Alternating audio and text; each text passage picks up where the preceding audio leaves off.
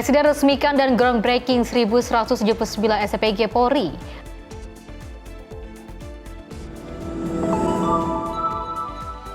Penyaluran bantuan rumah rusak pasca banjir Sumbar.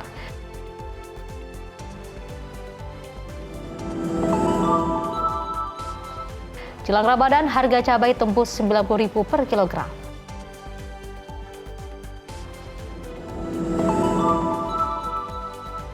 Rekan CTV karyawati jadi korban begal payudara.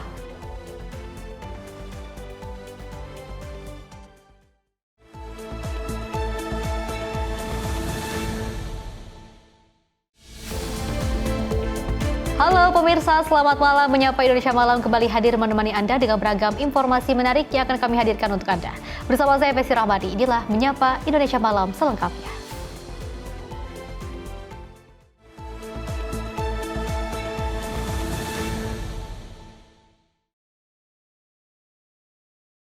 Pemirsa, kita awali dengan berita utama. Presiden Prabowo Subianto meresmikan dan juga groundbreaking 1179 satuan pelayanan pembunuhan gizi dan 18 gudang ketahanan pangan milik Polri secara simbolik kawasan Palmerah, Jakarta Barat pada Jumat pagi. Kehadiran SPPG Polri ini menyerap puluhan ribu tenaga kerja baru dalam operasional ekosistem dapur MPG milik Polri ini sejak mulai dibangun pada tahun lalu. Total 1.179 SPPG serta 18 gudang ketahanan pangan milik Polri diresmikan langsung oleh Presiden Prabowo Subianto secara simbolik di SPPG Polri Palmerah, Jakarta Barat pada Jumat pagi. Presiden Prabowo mengapresiasi langkah inisiatif Kapolri Jenderal Polisi Listio Sigit Prabowo dalam pelaksanaan program prioritas makan bergizi gratis dan ketahanan pangan nasional. SPPG milik Polri ini menerapkan standar fasilitas yang teruji klinis dan higienis guna menjamin kualitas dari produk MBG yang dihasilkan. Di sisi lain, sebanyak 58.950 tenaga kerja terserap melalui kehadiran SPPG ini. Hal ini disampaikan Presiden Prabowo dalam menghadiri peresmian dan groundbreaking SPPG Polri di Palmerah, Jakarta Barat pada Jumat pagi. Presiden Prabowo mengungkapkan kehadiran makan bergizi gratis bagi masyarakat sangat berdampak, tidak hanya untuk masyarakat Indonesia, melainkan secara global. Program semacam ini sesungguhnya bukan pertama kali dilaksanakan di Indonesia. Sudah puluhan negara lain melaksanakan. Puluhan negara lain. Dan negara-negara yang maju, negara-negara yang demokratis, pasti punya program makan bergizi gratis untuk rakyatnya. Makan bergizi gratis mungkin tidak penting untuk orang-orang yang cukup berada. Mungkin tidak penting bagi mereka yang di atas.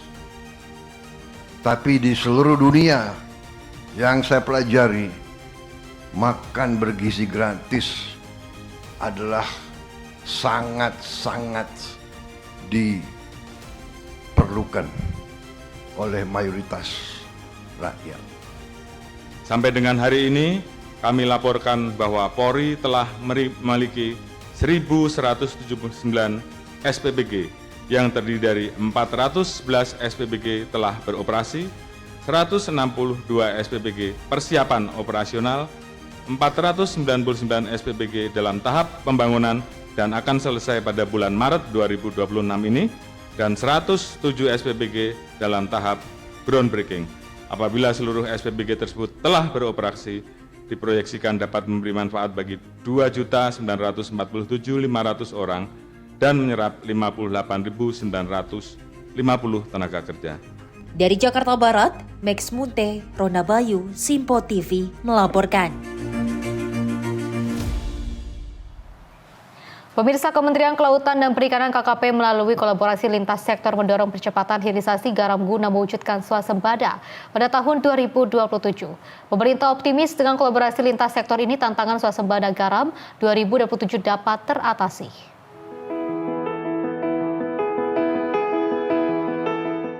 Forum yang diselenggarakan Kementerian KKP ini menghadirkan perwakilan dari BUMN, pelaku industri, serta asosiasi yang menekankan pentingnya kolaborasi lintas sektor untuk memperkuat rantai pasok garam nasional. Pemerintah mengakui hingga saat ini kebutuhan garam industri belum sepenuhnya dapat dipenuhi oleh produsen dalam negeri, baik dari sisi kualitas dan kuantitas. Menurut Direktur Sumber Daya Kelautan Ditjen Pengelolaan Kelautan KKP, Frista Yorhanita, saat ini pemerintah membuka ruang seluas-luasnya bagi investor, pelaku usaha, hingga pengembang teknologi yang diharapkan mampu mempercepat terwujudnya swasembada garam sekaligus meningkatkan daya saing. Kita sama-sama mengembangkan garam Indonesia ini supaya kualitas dan kuantitasnya itu benar-benar bisa memenuhi semua kebutuhan, terutama kebutuhan industri yang memang sampai saat ini belum dapat dipenuhi seluruhnya oleh garam lokal. Nah, sehingga kami mau benar-benar mengajak semua pihak, terutama pelaku usaha ataupun siapapun untuk mulai mengembangkan teknologi-teknologi yang memang bisa mengatasi permasalahan-permasalahan yang ada dalam produksi garam selama ini. Melalui semangat kolaborasi Indonesia Incorporated, pemerintah optimis tantangan swasembada garam 2027 ini dapat diatasi dengan sinergi antara pemerintah, BUMN, industri, dan masyarakat. Selain itu, hilirisasi garam juga tidak hanya dapat memperkuat ketahanan industri nasional, tapi juga menjadi pilar menuju Indonesia yang lebih mandiri. Dari Jakarta, Anggita Haryono, Mutia Anggiani, Sinpo TV melaporkan. Pemirsa, Wakil Menteri Sosial RI Agus Jabo meninjau pembangunan sekolah rakyat permanen di Sragen, Jawa Tengah pada 11 Februari 2026. Kunjungan ini sebagai komitmen keberlanjutan pendidikan bagi anak-anak dari keluarga prasejahtera.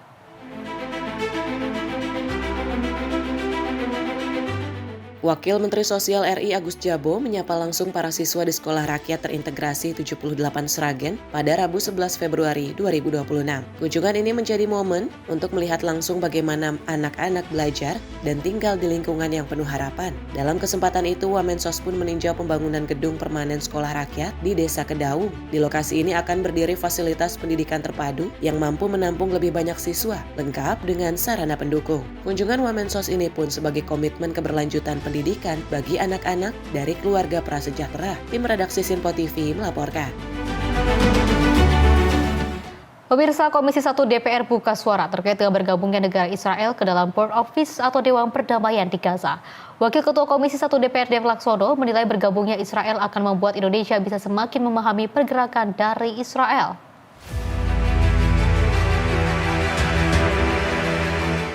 Negara Israel seharusnya bergabung ke dalam Board of Peace atau Dewan Perdamaian di Gaza. Wakil Ketua Komisi 1 DPR Dev Laksono mengatakan bergabungnya Israel ke dalam BOP membuat Indonesia dapat mengetahui dan juga memahami pergerakan Israel. Dev menilai Indonesia tidak perlu keluar meski ada Israel dalam Dewan Perdamaian di Gaza. Dev juga menyebut dengan bergabung Israel tak menutup kemungkinan Palestina akan dilibatkan. Tapi bukan berarti tertutup kan. Jadi kalau kita keluar ya berarti kita sudah pasti menutup kemungkinan itu. Jadi diplomasi harus terus berjalan. Presiden Prabowo memiliki timeline ataupun juga konsep yang lebih jelas mengapa kita berada di BOP dan kenapa kita harus tetap ada di BOP. Jadi kita support kebijakan pemerintah untuk memastikan fungsi BOP ini benar-benar tercapai. Oke, berarti dalam tanda petik masuknya Israel ini nggak boleh menggeser posisi atau sikap pemerintah untuk membela Palestina ya Bang? Saat ini kita tetap membela, mendukung kemerdekaan rakyat Palestina. Dan apakah dengan adanya Israel di BOP ini menurut Komisi 1 Indonesia jadi bisa memantau lebih dekat? Justru lebih jelas gitu. Kalau kita keluar malah kita nggak punya hak suara, kita nggak mengetahui pergerakan. Justru dengan di sana kita bisa lebih memahami dan bisa lebih bersikap untuk mencapai target-target tersebut. Dari Jakarta, Farizal, Sinpo TV melaporkan. Pemirsa, pimpinan DPR RI Dasko mengaku prihatin atas insiden penembakan pilot pesawat Smart Air yang juga dilakukan kelompok kriminal bersenjata di Papua Selatan. Dasko meminta insiden ini segera diusut tuntas dan berharap kasus serupa tidak terjadi.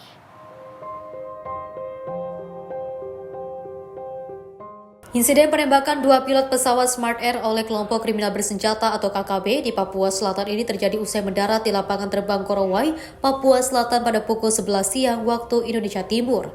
Wakil Ketua DPR RI Dasko mengatakan insiden tersebut harus diusut tuntas guna kasus yang sama tidak terulang kembali bagi para pilot di tanah air. Dasko mengucapkan belasungkawa yang mendalam atas insiden pahit terhadap kedua pilot Smart Air tersebut. Ya, pertama kami ucapkan turut prihatin dan berbelasungkawa dan kami harapkan ya hal itu tidak terjadi, tapi karena sudah terjadi mungkin kita akan minta supaya hal tersebut dapat diusut dengan tuntas, dan kepada keluarga yang ditinggalkan kami harap dapat tabah menerimanya.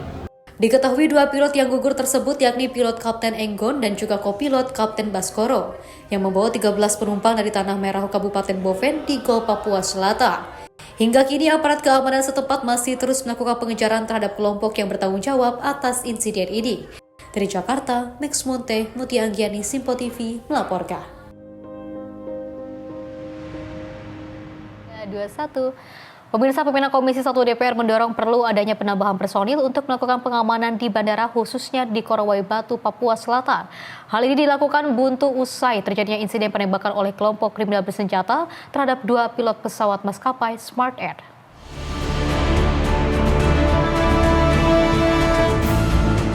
Wakil Ketua Komisi 1 DPR Dev Laksono menjelaskan bahwa SOP pengamanan di bandara khususnya di daerah konflik Papua harus diperkuat. Hal ini sebagai bentuk respon usai 2 pilot pesawat maskapai Smart Air tewas ditembak oleh kelompok kriminal bersenjata atau KKB. Selain penguatan SOP keamanan, menurutnya personil TNI juga turut harus dikerahkan. Dev menilai pengamanan bandara bisa mencontoh yang juga sudah diterapkan oleh negara Afghanistan dan Irak pada masa puncak konflik. Penambahan personil itu satu, tapi kedua harus ada strategi yang jelas. Karena kan strategi pengamanan bukan hanya orang aja, tapi ada SOP-nya itu yang mesti ditingkatkan dan di-adjust dengan kondisi setempat sehingga ada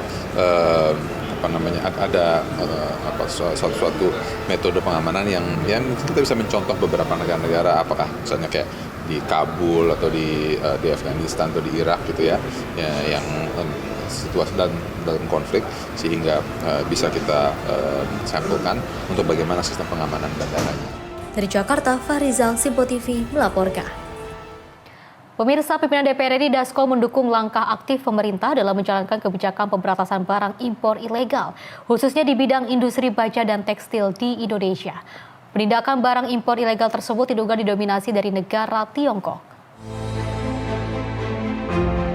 Pemerintah saat ini tengah melakukan berbagai penindakan barang impor ilegal guna melindungi pelaku usaha kecil mikro menengah lokal di tanah air. Pimpinan DPR RI Dasko sepakat dengan langkah pemerintah, khususnya di industri tekstil dan baja.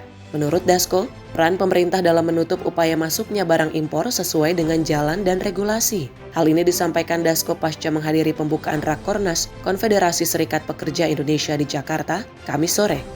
Dasko juga menerangkan upaya pemerintah dalam menutup sejumlah pabrik-pabrik produksi baja di kawasan Cilegon, Banten, usai adanya temuan tidak taat pajak. Diketahui memang baru-baru ini pemerintah melalui Kementerian Keuangan menyegel 3 toko emas Tiffany & Co di wilayah Jakarta. Hal tersebut dilakukan usai adanya temuan indikasi barang yang dijual dari hasil impor tidak sesuai dengan ketentuan kepabeanan yang berlaku. Kami mendukung langkah pemerintah yang pada saat ini sudah melakukan tindakan tegas untuk memberantas ilegal-ilegal yang kemudian masuk dari luar. Kalau Anda dengar bahwa sudah dilakukan penertiban keras terhadap bea cukai yang kemudian kemarin sudah dilakukan, dan juga Menteri Keuangan sudah melakukan kemudian sidak dan kemudian melakukan penutupan beberapa pabrik yang memproduksi baja tapi tidak membayar pajak di daerah Cilegon dan sekitarnya. Dari Jakarta, Max Monte, Mutia Anggiani, Simpo TV melaporkan. Informasi lainnya, pemirsa, Komisi 1 DPR merespon perihal penyerangan Tentara Pembebasan Nasional Papua Barat, Organisasi Papua Merdeka terhadap rombongan kendaraan PT Freeport Indonesia di Mile 50 Distrik Tembagapura, Mimika, Papua Tengah. Wakil Ketua Komisi 1 DPR Dev Laksono mendorong pemerintah untuk dapat mencari solusi dan tindakan tegas dalam menyelesaikan persoalan tersebut.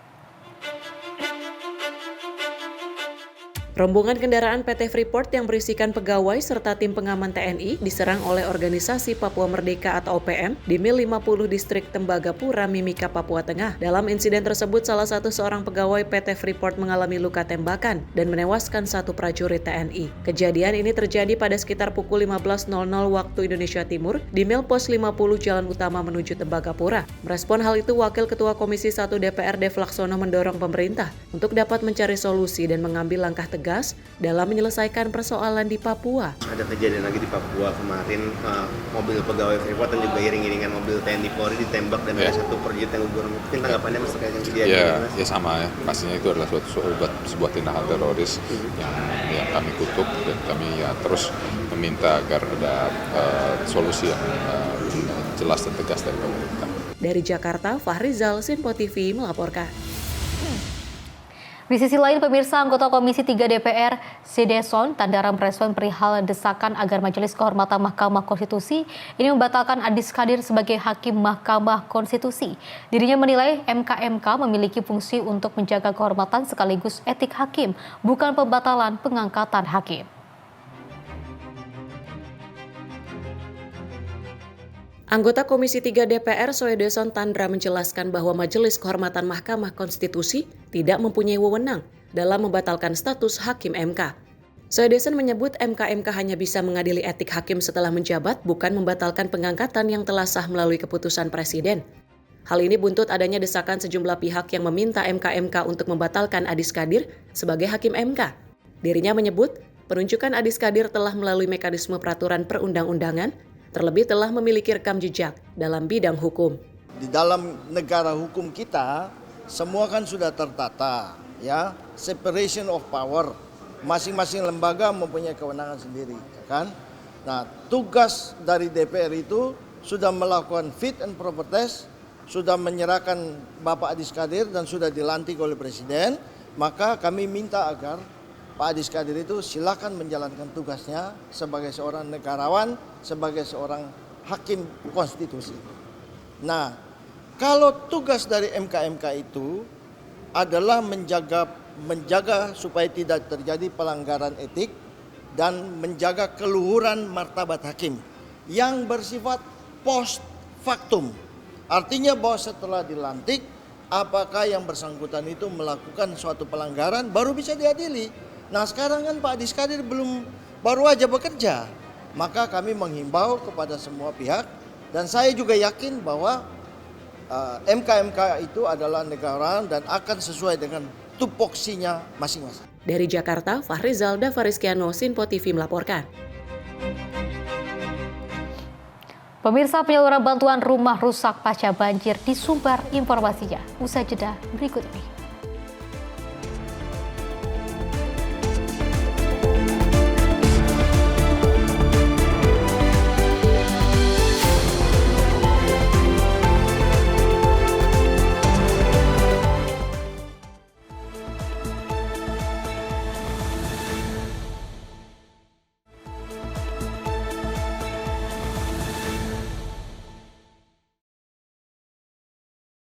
Terima kasih pemirsa, Anda masih bersama kami dan kita lanjutkan informasinya.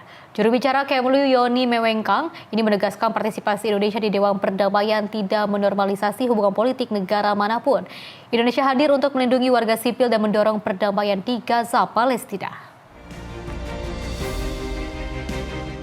Melalui video resmi pada 12 Februari 2026 di Jakarta, juru bicara Kementerian Luar Negeri, Ivan Mewengkang, menegaskan bahwa partisipasi Indonesia dalam Dewan Perdamaian atau Board of Peace tidak berarti menormalisasi hubungan politik atau melegitimasi kebijakan negara manapun. Keikutsertaan Indonesia di Board of Peace didorong oleh mandat untuk melindungi warga negara, memberikan bantuan kemanusiaan, dan mendukung rekonstruksi Gaza di Palestina sesuai resolusi Dewan Keamanan PBB 2803. Indonesia menekankan pentingnya penghentian kekerasan terhadap warga sipil, mengecam pelanggaran hukum internasional termasuk hukum humaniter, serta mendorong akses bantuan kemanusiaan dan realisasi solusi dua negara. Kemlu RI menegaskan keikutsertaan negara manapun di Board of Peace tidak mengubah prinsip Indonesia yang tetap mengecam pelanggaran hukum internasional dan mendorong solusi dua negara. Kehadiran Indonesia di Board of Peace tidak dimaknai sebagai normalisasi hubungan politik dengan pihak manapun atau sebagai legitimasi terhadap kebijakan negara manapun.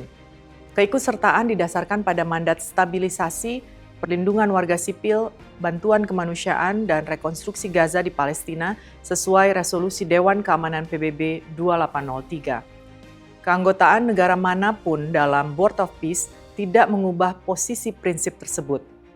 Di Board of Peace maupun di semua forum yang ada, Indonesia sejak awal menuntut penghentian kekerasan terhadap warga sipil, mengecam pelanggaran hukum internasional, termasuk hukum humaniter internasional yang terjadi di Gaza, akses bantuan kemanusiaan, serta realisasi solusi dua negara. Dalam konteks tersebut, Indonesia melihat pentingnya keterlibatan para pihak yang berkonflik sebagai bagian dari proses menuju perdamaian. Indonesia oleh karenanya akan memanfaatkan keanggotaan di Board of Peace untuk juga aktif mendorong keterlibatan otoritas Palestina dan memastikan seluruh proses tetap berorientasi pada kepentingan Palestina dan menghormati hak-hak dasar rakyat Palestina, serta mendorong terwujudnya solusi dua negara. Dalam konteks itu, Indonesia melihat kehadiran pihak yang berkonflik sebagai langkah penting menuju perdamaian. Keanggotaan di Board of Peace akan dimanfaatkan untuk mendorong keterlibatan aktif otoritas Palestina dan memastikan suara mereka terdengar dalam setiap proses perdamaian, sejalan dengan prinsip diplomasi Indonesia di forum internasional. Tim redaksi Sinpo TV melaporkan. Selain itu, pemirsa, pimpinan DPR RI Dasko menghadiri sekaligus membuka rapat koordinasi nasional Konfederasi Serikat Pekerja Seluruh Indonesia di Jakarta pada Kamis petang. Dalam kesempatan ini, Dasko juga menyebut revisi Undang-Undang Ketenagakerjaan akan dilakukan untuk melindungi para pekerja dan pengusaha.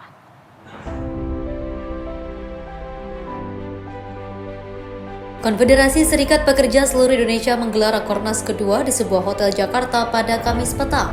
Rakornas KSPI kali ini turut mengundang pimpinan DPR RI Dasko yang juga secara resmi membuka rangkaian Rakornas Serikat Pekerja ini. Sejumlah konfederasi dan juga federasi serikat pekerja yang tergabung dalam satu aliansi turut hadir dalam Rakornas KSPI. Usai menghadiri Rakornas, pimpinan DPR Dasko mengungkapkan bahwa pembukaan Rakornas KSPI berjalan dengan lancar. Dirinya bahkan menyebut para pekerja berkomitmen untuk memikirkan bagaimana membangun bangsa dan negara ke depan. Selain itu, dirinya menyebut DPR bersama pemerintah akan membuat Undang-Undang Ketenagakerjaan yang baru. Hal ini sebagai tindak lanjut putusan Mahkamah Konstitusi yang juga mengabulkan sebagai permohonan uji material Undang-Undang Nomor 6 Tahun 2023 tentang penetapan Undang-Undang Nomor 2 Tahun 2022 tentang Cipta Kerja. Saya diminta menghadiri tadi sekaligus membuka Rakornas 2 KSPSI, di mana tadi juga bergabung Serikat Pekerja Penerbangan Indonesia dan juga dihadiri oleh konfederasi dan federasi serikat pekerja yang tergabung dan juga sahabat dari KSPSI yang tadi berjalan dengan cukup meriah, dan ada kesepahaman bahwa buruh itu akan bersama-sama kemudian memikirkan bagaimana membangun bangsa dan negara, dan juga tadi kita sepakat bahwa sesuai dengan amanah dari keputusan Mahkamah Konstitusi bahwa kita akan membuat sebuah undang-undang ketenagakerjaan yang baru, dan undang-undang itu akan dibicarakan dengan baik DPR, Serikat Pekerja maupun APindo. Ya, berkeadilan untuk semua. Jadi bukan cuma buruh tapi pengusaha juga, dan semua yang berkepentingan. Ya, jadi kita tanggal 19 ini udah mulai reses, tapi nanti sesudah masuk kita akan coba simulasikan dengan badan legislasi yang kemarin juga sudah memulai dengan badan keahlian itu melakukan simulasi naskah akademik. Demikian. Senada dengan Dasko, Ketua Umum Konfederasi Serikat Pekerja Seluruh Indonesia Muhammad Jumhur Hidayat memastikan rancangan Undang-Undang Ketenagakerjaan yang segera digagas ini harus diselesaikan segera guna menjamin keberlangsungan kaum pekerja di tanah air. Dalam pikiran sama dengan pikiran Presiden, mau mensejahterakan rakyat dan lebih khusus buruh. Karena itu kita dalam gerakan buruh ingin memastikan gagasan baik itu betul-betul hadir, tidak terlalu lama. Dari Jakarta, Max Munte, Mutia Anggiani, Sinpo TV melaporkan. Pemirsa, dari Menteri Agama Nazaruddin Umar juga memaparkan laporan bahwa perkembangan rehabilitasi fasilitas yang terdampak banjir di Aceh, Sumatera Utara, dan Sumatera Barat. Dalam konferensi pers di Kementerian Dalam Negeri Jakarta, Nazaruddin Umar menyampaikan perkembangan terkini penanganan dan rehabilitasi fasilitas yang terdampak banjir di Aceh, Sumatera Utara, dan Sumatera Barat. Menteri Agama menegaskan di tengah ujian bencana yang dihadapi saudara-saudara kita, negara memastikan kehadirannya melalui langkah nyata dan terukur. Kementerian Agama telah bergerak melakukan revitalisasi rumah ibadah, sekolah keagamaan, serta sejumlah fasilitas umum, agar kehidupan sosial, pendidikan, dan ibadah masyarakat dapat kembali berjalan dengan layak. Selain itu, seluruh ASN Kementerian Agama di wilayah terdampak turut melakukan aksi sosial dan pendampingan sebagai bagian dari percepatan pemulihan pasca bencana. Upaya ini menjadi wujud komitmen bersama untuk menguatkan kembali sendi-sendi kehidupan masyarakat hingga pulih sepenuhnya. Kementerian Agama berkomitmen untuk terus mengawal proses pemulihan di wilayah terdampak banjir di Sumatera, sehingga seluruh fasilitas dan kehidupan masyarakat benar-benar kembali normal. Tim redaksi Simpo TV melaporkan. Pemirsa, pemerintah juga terus mengebut pembangunan belasan ribu unit hunian bagi warga terdampak bencana di Sumatera agar tidak terlalu lama berada di tenda darurat. Meski normalisasi infrastruktur permanen memerlukan waktu hingga 3 tahun, penyaluran dana tunggu hunian dan juga pembangunan rumah tetap kini menjadi prioritas utama Satgas PRR. Satgas PRR mencatat dari rencana 17.000 unit hunian sementara, sebanyak 5.400 unit telah rampung dikerjakan. Pemerintah juga memberikan fleksibilitas melalui dana tunggu hunian sebesar Rp600.000 per bulan, agar warga bisa menyewa tempat tinggal yang lebih layak. Khusus di Biren Aceh, warga memilih untuk langsung dibangunkan hunian tetap secara mandiri maupun berkelompok. Di sektor infrastruktur, pemerintah juga masih berfokus pada normalisasi sungai sepanjang 28 km di Aceh Tamiang yang mengalami pendangkalan parah. Selain sungai, perbaikan ruas jalan kabupaten dan juga provinsi serta pembangunan kembali jembatan permanen terus dikebut guna untuk menggantikan jembatan darurat yang ada saat ini. Saya waktu ditanya oleh Pak Presiden kira-kira berapa lama untuk menormalisasi penuh. Kalau normalisasi penuh, saya sampaikan mungkin kira-kira 2-3 tahun. Kenapa? Karena memang mengeroknya, termasuk tadi jalan-jalan yang ke kabupaten, jalan provinsi, ini mengerjakannya kan sangat banyak ruas yang kena untuk dipermanenkan. Kalau fungsionalkan jalan provinsi sudah, jalan kabupaten kota 2 bulan 3 bulan. Kalau untuk fungsional difungsikan artinya bisa dilalui, itu bisa. Tapi kalau untuk mempermanenkan butuh waktu lebih panjang. Hingga kini pemulihan jaringan listrik dan juga internet di Sumatera Barat telah mencapai 100% dan akan segera disusul oleh wilayah Aceh serta Sumatera Utara. Satgas PRR memastikan akan terus mengawal pembangunan 15.000 unit hunian tetap hingga seluruh fasilitas publik kembali beroperasi normal. Dari Jakarta, Dio Malau, Simpo TV melaporkan. Di sisi lain, pemirsa, pemerintah pusat melalui Badan Nasional Penanggulangan Bencana mulai menyalurkan bantuan stimulan bagi warga terdampak banjir dan longsor di Provinsi Sumatera Barat. Penyaluran dana tahap pertama ini difokuskan untuk perbaikan rumah dengan kategori rusak sedang dan rusak ringan di 8 kabupaten kota.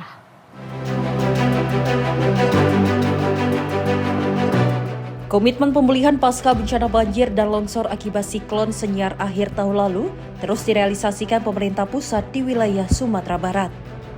Salah satunya melalui penyerahan bantuan dana stimulan secara simbolis di kantor Balai Kota Aipacah, Kota Padang pada Jumat siang. Sekretaris Utama BNPB Rustian bersama Wali Kota Padang Fadli Amran menyerahkan bantuan masing-masing sebesar Rp30 juta untuk kategori rusak sedang dan Rp15 juta untuk kategori rusak ringan. Khusus di Kota Padang, sebanyak 275 kepala keluarga menerima bantuan dengan total anggaran mencapai Rp4,5 miliar. Selain Kota Padang, penyaluran serentak juga dilakukan di 7 wilayah lainnya, seperti Kabupaten Agam, Padang Pariaman, Pasaman Barat, Solok, Pasaman, Padang Panjang, hingga Kota Pariaman.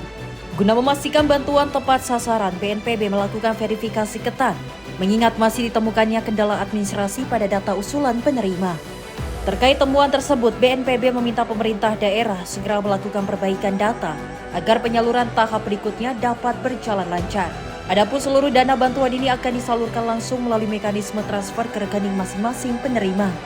Pemerintah daerah setempat pun mengapresiasi langkah cepat pusat dan berharap bantuan ini segera digunakan warga untuk memperbaiki kediaman mereka sebelum memasuki tahap penyaluran selanjutnya.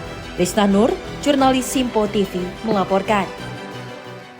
Pemirsa, pembangunan jembatan Armco di Jorong Tanjung Sawah Nagari Padang Lawe, Kecamatan Batipu Selatan, Kabupaten Tanah Datar terus dikebut. Personil 20 Tuanku Imam Bonjol diterjunkan untuk memulihkan akses transportasi warga yang sempat terputus. Pembangunan jembatan Armco di Tanjung Sawah hingga Rabu 11 Februari 2026 telah mencapai progres sekitar 30%. Jembatan sepanjang 12 meter dengan lebar 5 meter ini dibangun untuk mengembalikan konektivitas antar wilayah yang sebelumnya terhambat akibat kerusakan infrastruktur. Percepatan pembangunan dilakukan melalui kerja terpadu lintas satuan dengan melibatkan 10 personel Kodim 0307 Tanah Datar, 10 personel Yonif 131 Braja Sakti, 25 personel Yon TP 844 Kesatria Batanghari, serta 4 personel Densipur 02 Parada Sakti. Pekerjaan juga didukung oleh 1 operator dan 2 unit alat berat, masing-masing dari Dinas Pekerjaan Umum dan Sipur. Tahapan yang telah dilaksanakan meliputi perakitan struktur Armco, pembukaan jalan alternatif, pengecoran lantai jembatan, pemasangan batu fondasi, hingga penimbunan material menuju badan jembatan. Jihan Nabila, Simpo TV melaporkan. Di sisi lain, pemirsa, pembangunan jembatan gantung di Desa Burlah, Kabupaten Aceh Tengah telah mencapai progres 50% lebih. Pembangunan jembatan ini ditargetkan rampung pada Februari 2026 dan diharapkan mempercepat akses antar desa serta mendorong pertumbuhan ekonomi warga. Pembangunan jembatan gantung di Desa Burlah, Kabupaten Aceh Tengah terus menunjukkan progres positif. Hingga Rabu 11 Februari 2026, capaian pembangunan telah menyentuh angka 50,6% dan berjalan sesuai dengan target yang ditetapkan. Jembatan sepanjang 120 meter ini akan menghubungkan Desa Kalaketo menuju Burlah, Kekuyang, Bugeara, hingga Bintang Pepara. Kehadiran jembatan gantung diharapkan menjadi solusi atas keterbatasan akses yang selama ini dihadapi warga. Dengan terbangunnya jembatan ini, mobilitas masyarakat dapat kembali lebih lancar, terutama untuk distribusi hasil pertanian, akses pendidikan, serta pelayanan kesehatan. Proses pembangunan melibatkan personel Koramil 09 Ketol dan Yon TP 854. Saat ini pekerjaan difokuskan pada plester abutmen angkur seling, perapihan jalan masuk, serta pengecatan dan pengelasan tiang tower. Dengan dukungan personel dan material yang memadai, pembangunan ditargetkan rampung pada Februari 2026 sehingga dapat segera dimanfaatkan oleh masyarakat. Jihan Nabila, Simpo TV melaporkan. Pemirsa, Kepala Badan Percepatan Pengentasan Kemiskinan BP Taskin Budiman Sujatmiko ini menyampaikan bahwa tugas dari Presiden Prabowo Subianto untuk memperkuat kelembagaan ekonomi rakyat, tentunya melalui program Kampung Nelayan dan juga Koperasi Merah Putih.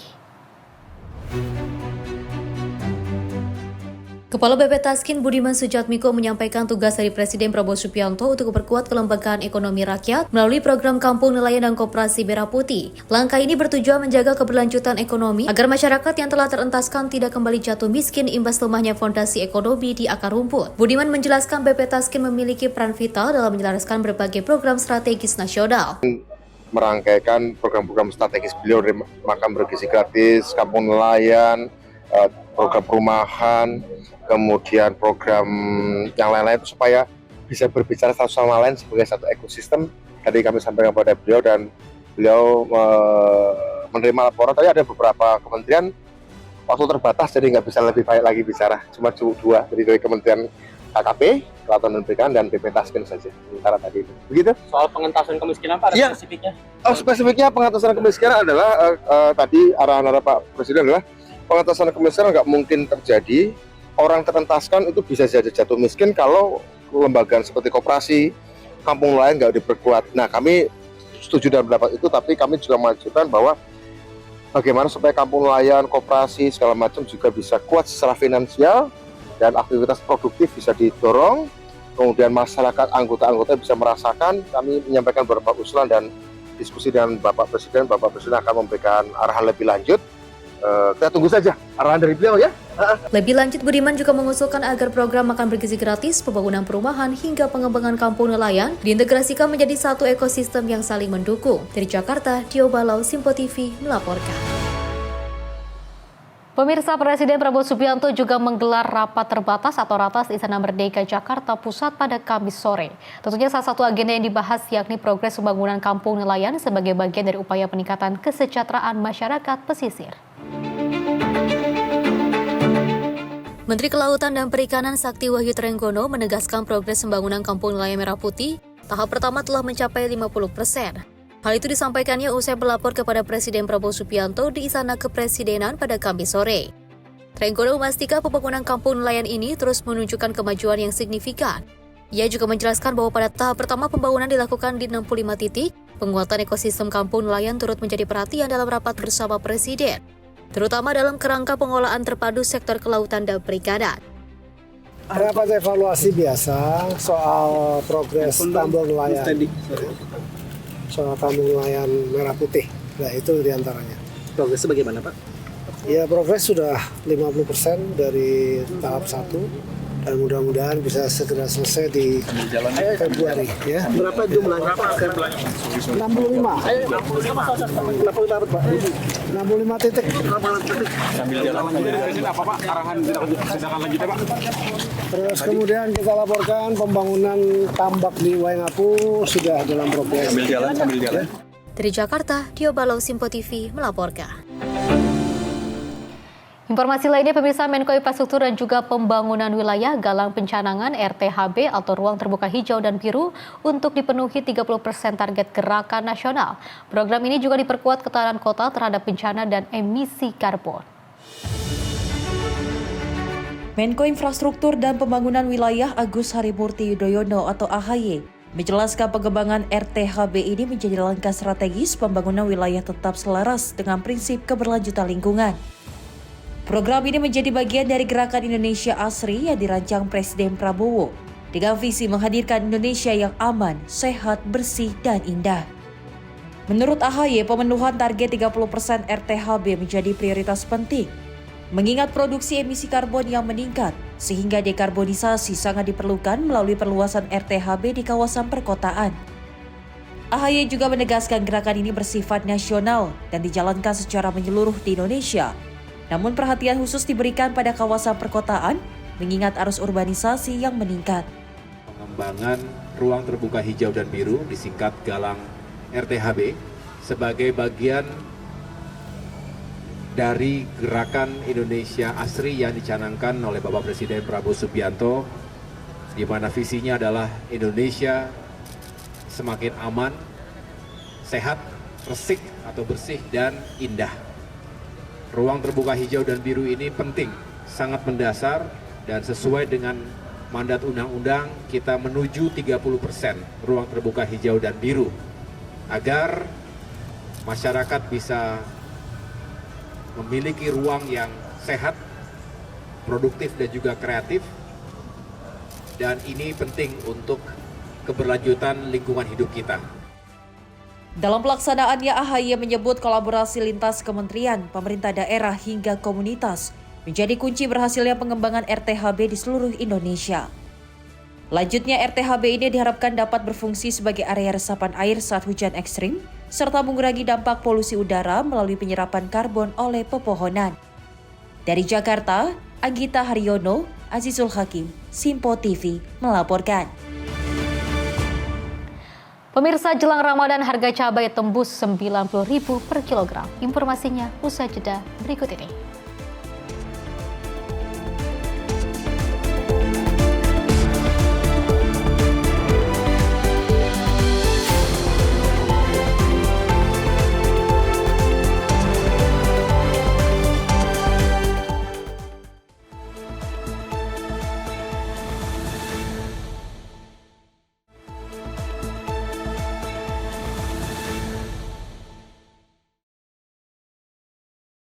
Pemirsa, Anda masih menyaksikan Menyapa Indonesia Malam dan kita lanjutkan informasinya. Satuan Reskrim Polrestabes Medan berhasil mengungkap 6 kasus dugaan penyalahgunaan BBM subsidi yang juga diduga melibatkan sejumlah SPBU di Kota Medan sejak Desember 2025 hingga Januari 2026. Dari pengungkapan kasus penyelewengan dan penyalahgunaan BBM subsidi tersebut, petugas berhasil mengamankan 10 orang yang kini telah ditetapkan sebagai tersangka, diantaranya oknum operator SPBU. Dalam menjalankan aksinya, para tersangka memiliki peran dan tugas masing-masing dengan modus membeli BBM subsidi jenis Pertalite dan Solar di sejumlah SPBU yang bekerja sama dengan oknum operator. Umumnya para pelaku membeli BBM subsidi menggunakan becak motor dan mobil yang tangkinya sudah dimodifikasi. Setelah itu para pelaku kembali menjual BBM subsidi tersebut ke pihak lain dengan harga 1 liternya Rp12.000. Kapolres Tabes Medan Kombes Jen Calvin Simanjuntak Kamis sore mengatakan, para pelaku mendapatkan BBM subsidi tersebut dari sejumlah SPBU yang ada di Kota Medan. Berbagai macam modus para pelaku dalam kasus penyelewengan BBM subsidi tersebut yang diduga melibatkan oknum operator SPBU tersebut, diantaranya dengan memodifikasi tangki sepeda motor dan mobil, serta dengan berulang mengisi BBM sepeda motor. Setelah itu, BBM dalam tangki sepeda motor atau mobil dipindahkan ke jerigen atau ke baby tank hingga puluhan ribu liter lalu dijual keluar kota. Ada 3 kasus yang diungkap pada saat penyalahgunaan BBM bersubsidi ini diambil di salah satu SPBU. Kemudian 3 kasus lainnya adalah yang menggunakan mobil-mobil tertentu, truk-truk tertentu, dan wadah-wadah tertentu yang dimodifikasi. Dari pengungkapan kasus tersebut, petugas menyita barang bukti, pompa BBM, mobil tangki, jerigen, dan uang. Akibat perbuatannya, para tersangka dijerat pasal 55 Undang-Undang RI nomor 22 tahun 2001 tentang minyak dan gas bumi, sebagaimana diubah dengan UU nomor 11 tahun 2020 tentang Cipta Kerja dengan ancaman hukuman maksimal 6 tahun penjara. Ahmad Perwira, Medan, Sumatera Utara, Sinpo TV melaporkan. Pemirsa, dari Sekjen Partai Golkar Sarmuji mengungkapkan komitmennya untuk mendukung kembali Presiden Prabowo Subianto maju di kontestasi Pilpres 2029 mendatang.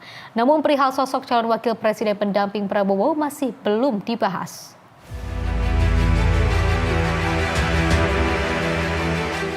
Partai Golkar menegaskan komitmennya tetap berada di barisan pendukung Prabowo Subianto dalam kontestasi Pilpres pada tahun 2029. Meski demikian, terkait sosok pasangan Prabowo nantinya, Golkar menyebut masih terlalu dini untuk dibahas. Golkar mengungkap kini masih berfokus untuk menyukseskan visi misi Presiden Prabowo selama 1 periode. Di Munas ditugaskan untuk mensukseskan, mendukung, mengamankan, dan mengawal pemerintahan Prabowo Gibran. Untuk sukses tentu kami harus bekerja keras. Dan kalau sukses, pasti Pak Prabowo akan dicintai oleh rakyat Indonesia. Dan kalau dicintai oleh rakyat Indonesia, maka tidak ada kemungkinan lain selain Pak Prabowo akan kita dukung menjadi calon presiden kembali. Tapi tahap ini kami memang berusaha keras agar Pak Prabowo dicintai oleh rakyat Indonesia dengan cara mensukseskan semua program-programnya. Masih jauh. Ya kalau Pak Prabowo, Mas Gibran sukses, lalu beliau mau gandengan tangan lagi atau seperti apa, ya akan kita pikirkan, perjuangkan secara maksimal. Tapi ya Pak Prabowo, kuncinya Pak Prabowo sebagai presiden harus sukses, dan itu bagian tanggung jawab Golkar untuk mewujudkan kesuksesan Pak Prabowo dalam menjalankan visi dan misi. Dari Jakarta, Fahrizal Davariskiano, Sinpo TV melaporkan. Informasi lainnya, pemirsa, menjelang perayaan Imlek, kawasan Pecinan Pancoran Glodok Taman Sari kini sudah mulai ramai dikunjungi warga masyarakat Tionghoa. Tak terkecuali para pedagang kaki lima dan juga parkir liar, kendaraan bermotor yang juga semakin menjamur. Banyaknya laporan atas keresahan warga yang juga terjebak kemacetan lalu lintas akibat maraknya parkir liar, dan PKL membuat petugas gabungan menggelar razia penertiban parkir liar dan PKL di lokasi.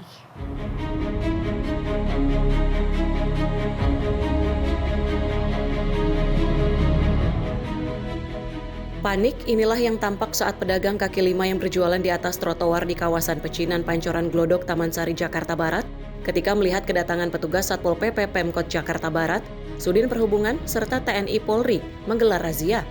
Usaha hendak menghindari petugas pun hanya sia-sia di mana para pedagang makanan ini pun akhirnya ditertibkan. Tak hanya ditegur untuk segera meninggalkan lokasi dan dilarang berjualan kembali di atas trotoar, sejumlah gerobak yang ditinggal pergi pedagangnya ini pun terpaksa diangkut ke dalam truk oleh petugas.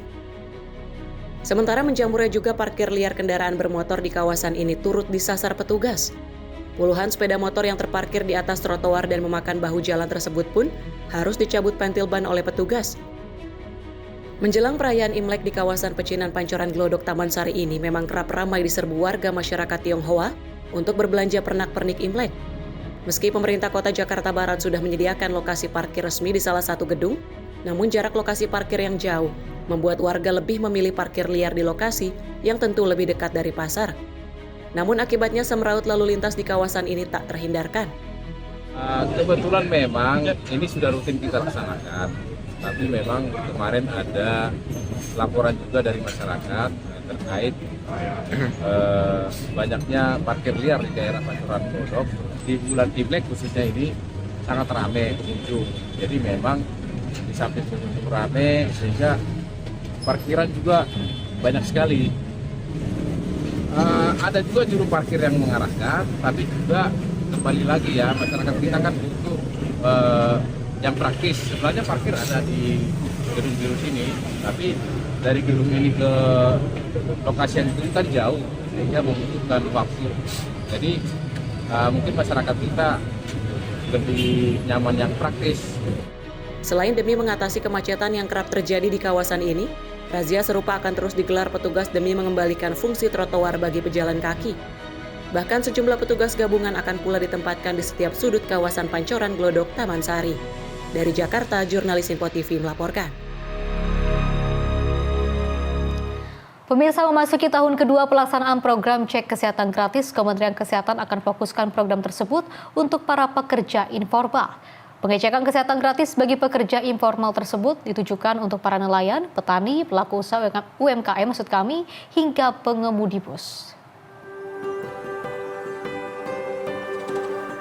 Dirjen Kesehatan Primer dan Komunitas Kementerian Kesehatan, Endang Sumiwi menyampaikan, pelaksanaan cek kesehatan gratis di tahun kedua akan difokuskan untuk para penerima manfaat dari sektor pekerjaan informal. Hal itu dikarenakan mayoritas pekerja informal tersebut abai dengan kondisi kesehatan mereka. Selain itu, akses layanan kesehatan yang sulit dijangkau juga menjadi faktor utama para pekerja informal itu tak memeriksakan kesehatannya. Berdasarkan data Kemenkes, keluhan yang sering dirasakan oleh pekerja informal tersebut meliputi tekanan darah tinggi, gula darah tidak normal, dan keluhan sakit gigi.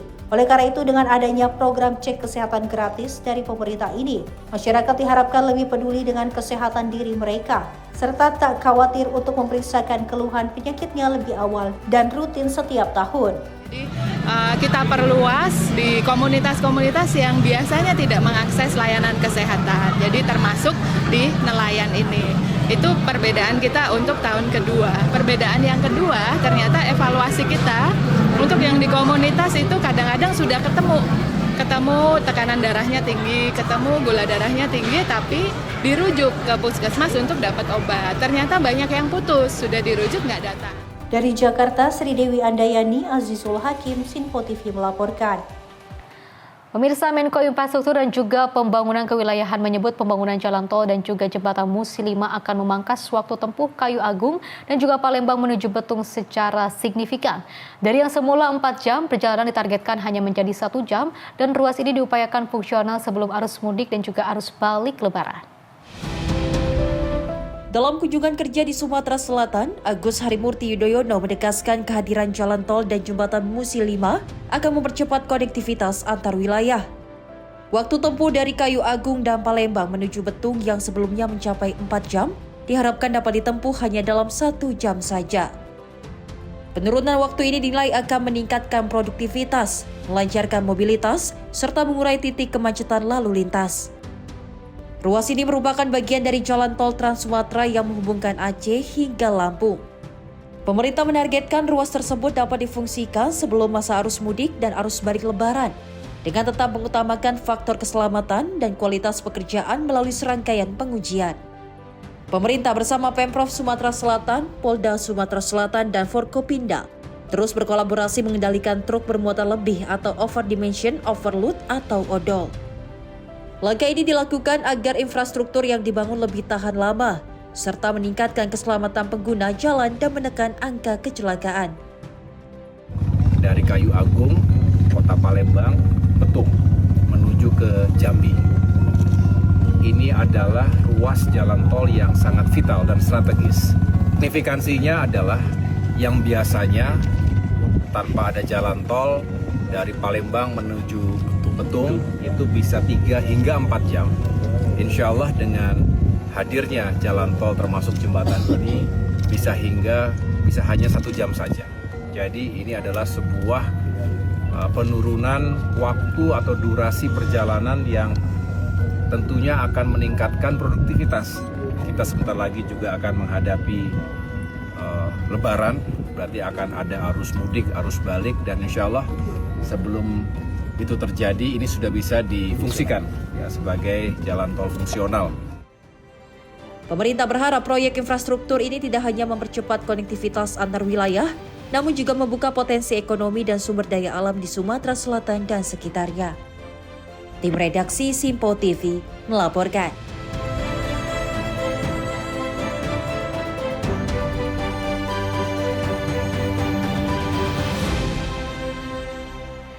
Dari Menteri Agama Nasaruddin Umar, pemirsa, ini menyerahkan bantuan rehabilitasi rumah ibadah senilai 50 juta kepada GPIB Immanuel Semarang atau Gereja Blenduk Jawa Tengah.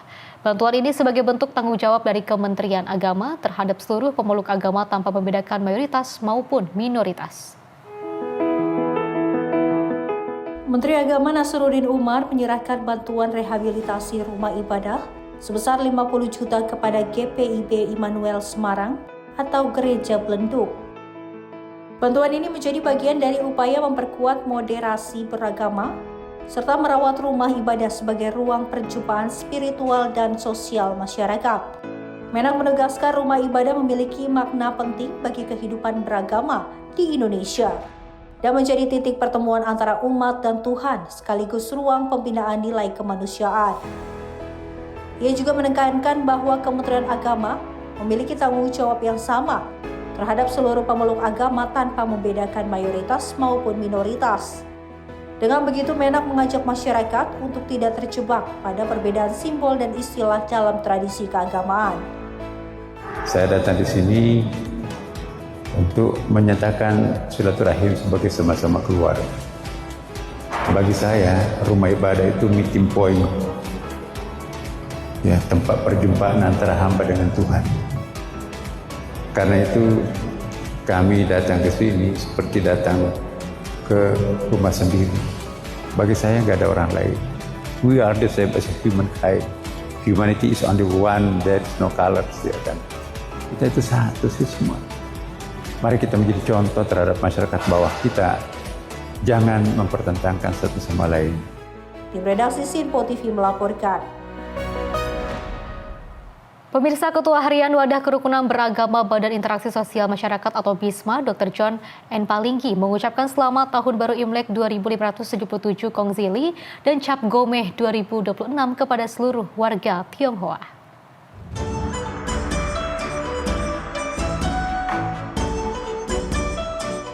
Ketua Harian Wadah Kerukunan Beragama Badan Interaksi Sosial Masyarakat atau BISMA, Dr. John N. Palinggi, MMMBA, mengucapkan selamat Tahun Baru Imlek 2577 Kongzili dan Cap Gomeh 2026 kepada seluruh warga Tionghoa. Menurut John, momentum makna Tahun Baru Imlek selaras dengan keinginan Presiden RI Prabowo Subianto menciptakan kerukunan antar umat. Lebih lanjut, menurut John, bagi masyarakat Tionghoa, Tahun Baru Imlek adalah momentum berkumpulnya sebuah anggota keluarga di tengah kesibukan, menciptakan keharmonisan dan juga kerukunan keluarga besar serta menghormati leluhur. Perayaan Tahun Baru Imlek untuk tahun 2026 kalau diselaraskan dengan keinginan, harapan Bapak Presiden agar menciptakan kerukunan di antara bangsa, maka perayaan Tahun Baru Imlek ini sendiri itu adalah isinya di dalam itu kerukunan di dalam keluarga untuk mempererat kerukunan keluarga guna mencapai hal-hal usaha di luar keluarga. Jadi sebetulnya sangat relevan dengan perayaan Tahun Baru Imlek. Dan yang paling mendasar juga itu adalah menghormati leluhur. Ya, leluhur itu adalah waktu untuk menghormati leluhur dan mengenang jasa-jasa mereka. Jadi jasa-jasa leluhur, itulah sebabnya orang Tionghoa selalu menaruh foto leluhurnya untuk dihormati. Sekalipun sudah tidak ada di bumi. Ya, jadi penghormatan leluhur adalah hal yang mendasar sekali. Kemudian kebersamaan keluarga. Waktu untuk berkumpul. Yang biasanya sibuk sana-sini, akhirnya waktu untuk berkumpul itu dilaksanakan dalam memperkuat ikatan keluarga seperti harapan Bapak Presiden. Nah, yang lain adalah doa dan harapan. Doa dan harapan adalah waktu untuk berdoa dan berharap agar tahun baru ini, yaitu tahun baru, tahun kuda api, dapat membawa kesejahteraan. Hindari berbuat hal-hal yang bisa menyengsarakan rakyat. Perilaku lama sesuai dengan tujuan Imlek ini, meninggalkan hal keburukan untuk menghadapi hal kebaikan. Tinggalkan hal yang buruk dan lakukan hal yang baik. Selamat Tahun Baru Imlek. Yang kedua, kongsi pacai. Semoga selalu memperoleh keberuntungan dan keberkahan. Wan Serui, semoga segala hal yang diinginkan sesuai dengan keinginan kita. Selain itu, tentang Bisma, John juga menjelaskan bahwa organisasi ini adalah wadah kerukunan umat beragama yang juga bergerak dalam kegiatan kemanusiaan, sosial kemasyarakatan yang didirikan bersama almarhum Kiai Haji Nurholis Majid. Dari Jakarta, Tim Liputan Sipo TV melaporkan. Selain itu, pemirsa, sejumlah harga komoditas pokok di Pasar Palmerah menjelang bulan suci Ramadan tengah mengalami kenaikan harga yang cukup signifikan.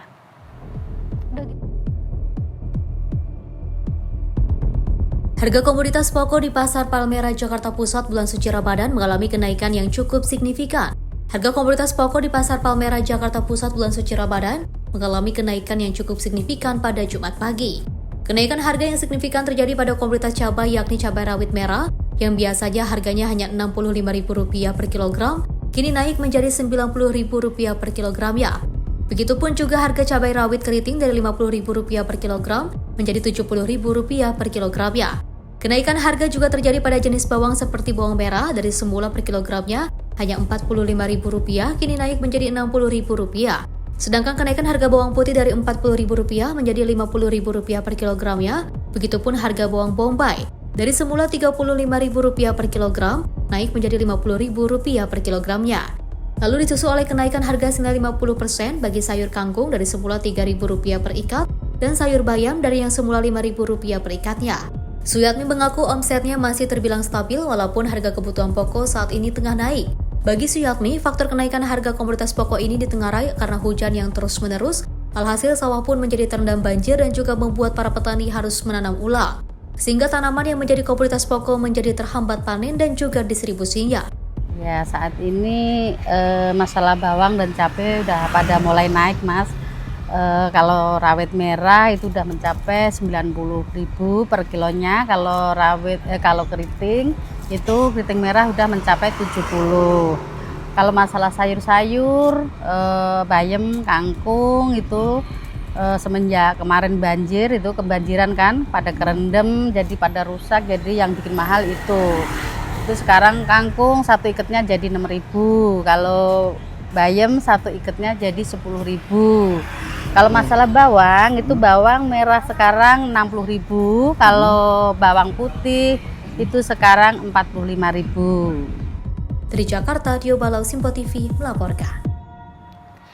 Pemirsa, Batalion Arhanud 21 Pasgat meningkatkan kesiapsiagaan dalam menjaga ruang udara nasional. Dengan dukungan sistem pertahanan modern dan juga integrasi radar, satuan pasukan gerak cepat ini siap menghadapi setiap potensi ancaman udara. Dalam pelaksanaan tugas, Yon Arhanud 21 Pasgat terintegrasi dengan radar Congot di Yogyakarta, radar Tegal, dan radar Cibalimbing.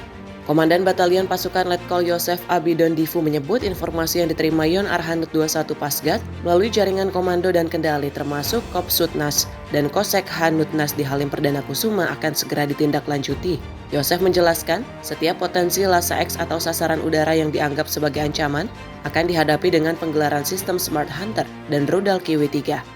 Seluruh alutsista tersebut telah terintegrasi dengan sistem radar TNI Angkatan Udara guna memastikan respon cepat dan tepat dalam menjaga kedaulatan wilayah udara. Prosedur yang kami laksanakan pada sesuai dengan tugas pokok kami, yaitu ketika ada ancaman yang mana kami terintegrasi dengan satuan radar yang kami miliki saat ini yang masuk dalam wilayah kami, yaitu radar Congot, yaitu di Jogja juga, kemudian radar Tegal dan radar Cibalimbing, di mana sudah terintegrasi dengan sistem alutsista yang kami miliki, yaitu Smart Hunter.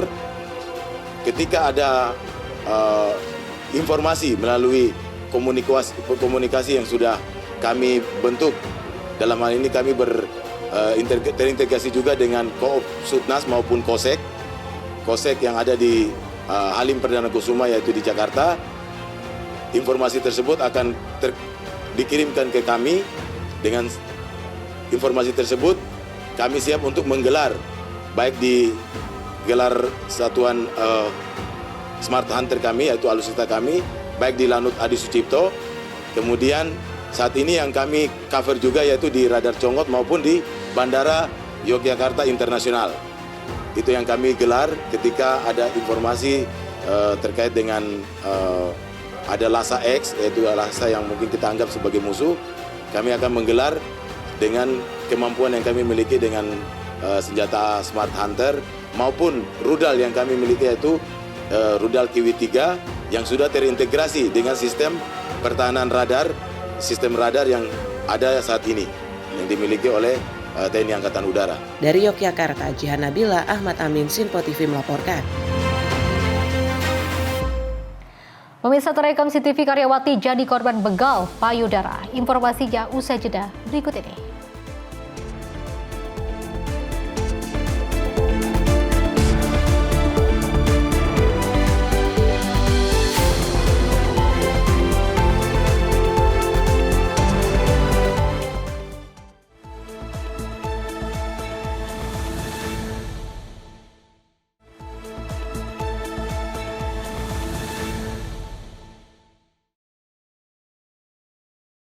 Terima kasih pemirsa, Anda masih bersama kami dan kita lanjutkan informasinya. Akibat tingginya curah hujan yang juga menyebabkan banjir dan meluapnya kali Cicerewet di Desa Cijayanti, Kecamatan Babakan Madang, Kabupaten Bogor. Banjir setinggi hingga 2 meter yang juga mengakibatkan 8 rumah mengalami rusak berat dan belasan rumah lainnya mengalami rusak ringan dan sedang.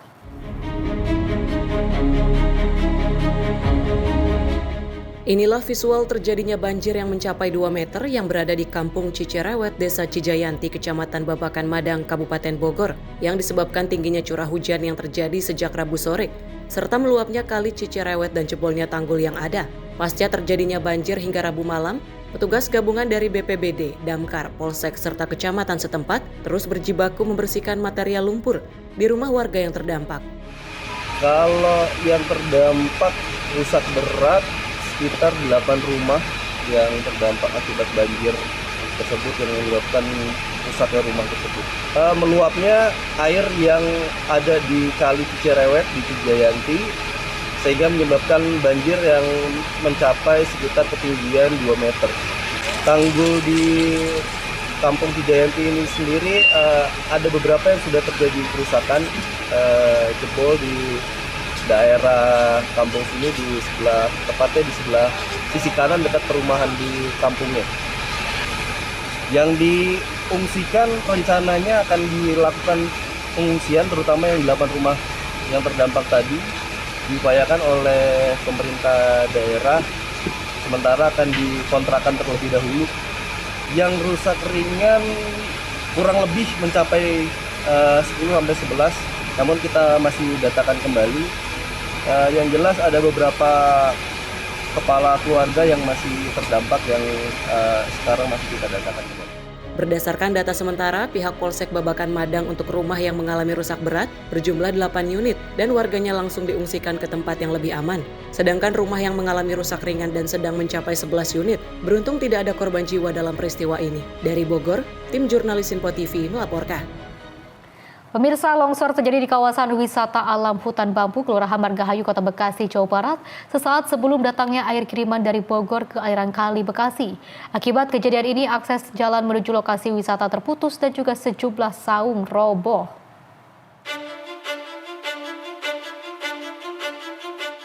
Beginilah video amatir warga saat detik-detik longsor melanda wisata alam Hutan Bambu, Kelurahan Margahayu, Kota Bekasi, Jawa Barat, Rabu malam tadi. Lokasi wisata yang berada di bantaran Kali Bekasi ini mengalami longsor yang mengakibatkan jalan wisata terputus, sejumlah saung roboh, serta satu tiang listrik ambruk. Ketua RW setempat mengatakan, longsor terjadi saat bendungan Kali Bekasi dibuka untuk mengurangi debit air, menyusul rencana datangnya air kiriman dari Bogor. Namun tiba-tiba terjadi keretakan tanah yang memicu longsor sepanjang kurang lebih 200 meter dengan lebar sekitar 10 meter. Pasca longsor, tim dari Dinas Pariwisata Kota Bekasi langsung meninjau lokasi dan melakukan pendataan kerusakan. Perbaikan akan dilakukan dengan berkoordinasi bersama Kementerian PUPR. Hibah yang ada di Hutan Bambu dan lingkungan sekitar RW 026. Kemarin itu info dari 4:30 tuh ada info naikkan volume air di Cibongan.